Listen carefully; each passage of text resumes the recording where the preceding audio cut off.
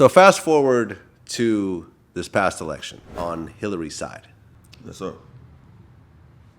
How heavily were you involved? I was heavy. Because you know what we do, what my team do, we raise money.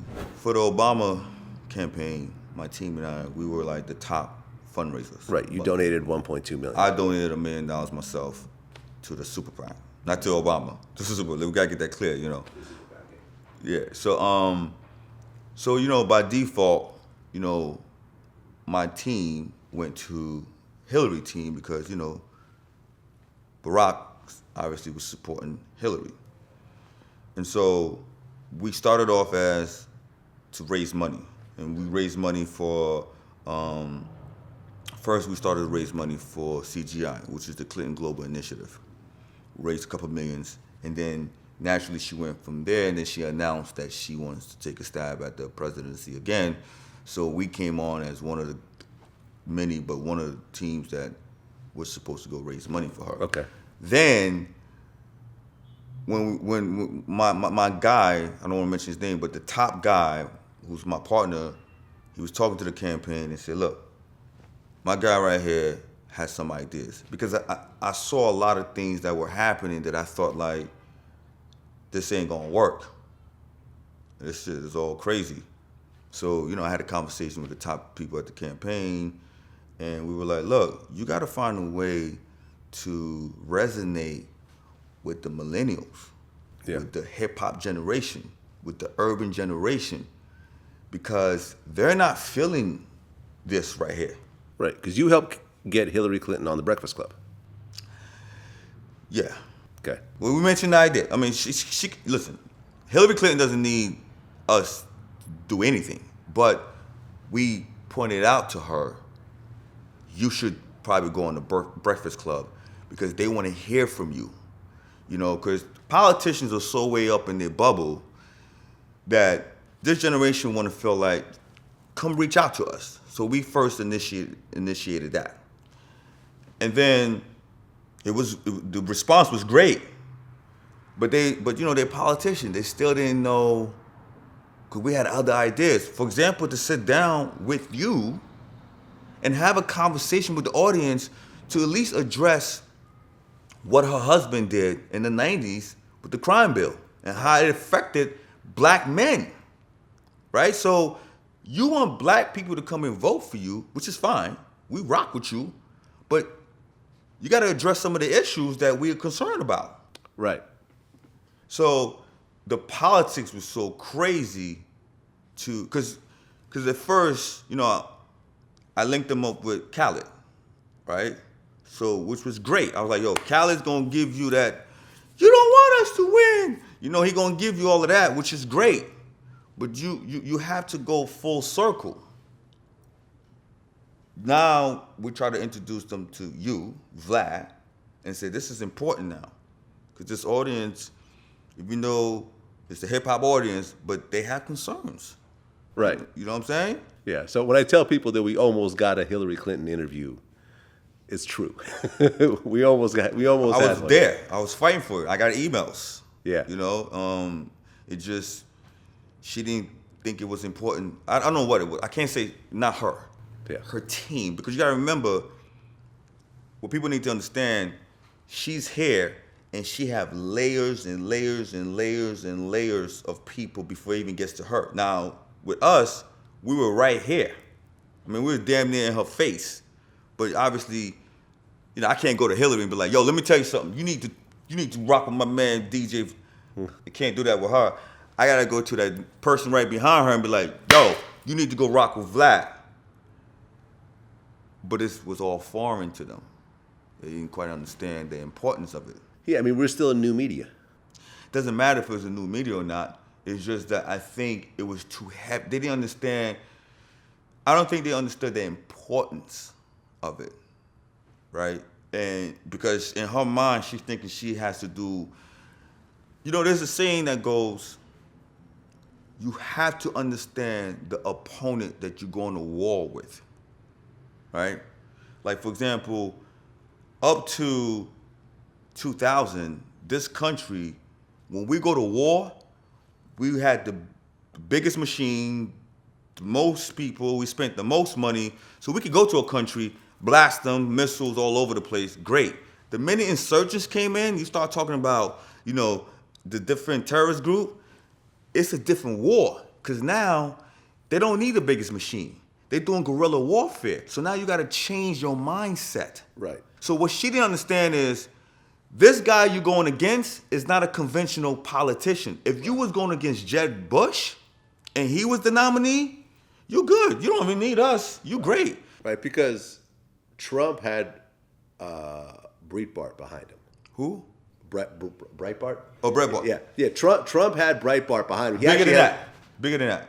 He had Fox. He had all the conservatives. Bigger than that. Let me tell you, to me, in my opinion, the reason that I knew that he was going to win, and I predicted that he was going to win, I even told you that.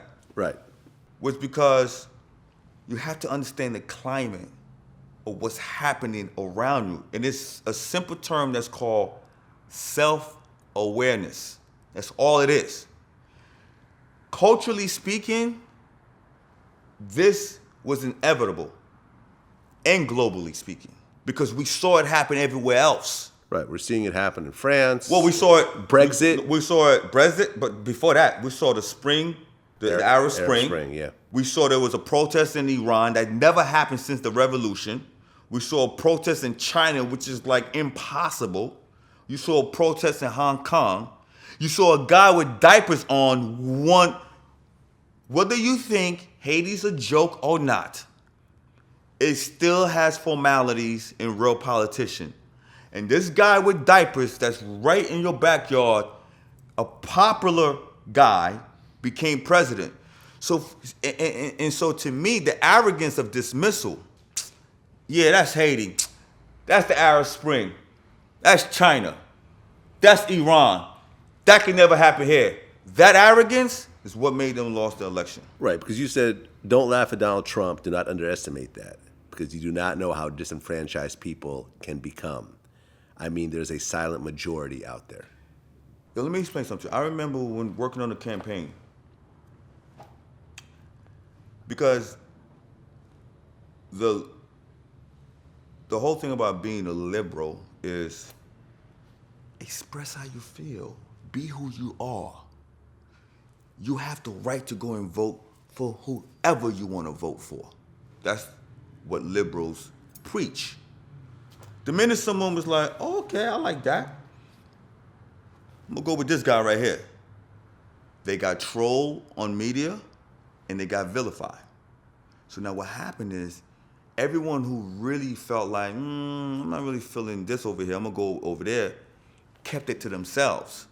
So now your polls are not accurate. Right. You're getting false polling. Right, because every poll said that Hillary was going to win. Every poll. I could not find a single poll before the election that had Trump as the winner. And yet on election night, I remember I was in London at the time watching this shit. I think Dizzy Rascal hit me up and said, yo, Trump about to be your next president. And I'm like, you bugging. Yo, my dude. And then it happened. You guys see my interview I did 2015 when I was like, he's going to be the next president. Because it's not that, because I don't think it's because people wanted him to be president. It's just because how people felt about the other candidate. Yeah, people didn't like Hillary. And I think it's not that they didn't like her. I just think that they felt like you're not expressing your truth. This guy, whether you like him or not, he speaks his truth, which is he doesn't give a fuck. Right? Now, I'm not saying that's good or bad, but I'm going to give you an example. I'm going to give a prime example of what I'm talking about. And this doesn't make it right or wrong. It's just that I'd rather be around someone that I know what the truth is. I may not like the truth, but I know what it is. So I'm going to give you an example. When that tape came out. The ground by the pussy? When he said, by the way, yo, I have to say this. You know, my whole life I've been in the entertainment business. I started out at age 15. I met Lauryn Hill when she was 11. actually age 14. So I did nothing else my whole life till now. All I've done, my livelihood is entertainment. That's how I pay my bills. That's how I take care of my family, entertainment. I've been around all types of dudes.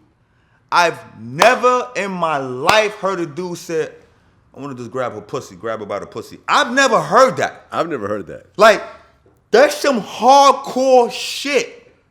Right. That's some rapist type shit. I don't know if that's what it is. It's just, come on, man. That's pretty rapey right there. I'm not gonna go that far, but I just know it's hardcore to be like, yo, I'm gonna grab her by the pussy. You'll be like, damn, I want to hit that. Yo, I want to fuck that. I want to grab her by the head. Like you hear guys say shit like that. I've never heard any man be like, yo, let's grab her by the pussy. Now, with that being said, when that tape leaked, 99.9%, if not 100%, of politicians would have backtracked. Yo, I misspoke. They took it out of context. I didn't really mean to say that. I was younger. I was crazier. Every fucking excuse in the book. You know what he said? What the fuck are you talking about? That's locker room talk. So he didn't apologize. Right. He didn't say, I didn't say it. He says, that's how men talk in the locker room. Get over it. That you have to at least respect that in the sense of like, not what he said, the fact that he didn't quite own up to it, but he didn't say, you know how many times you heard racist remark from people and they get caught and then they come back and they say, oh my God, I didn't mean to say that, I apologize. That apology is not real. If it was real, you would never say that. Right. You're only saying that because you got caught, right? So that's what I'm saying to you.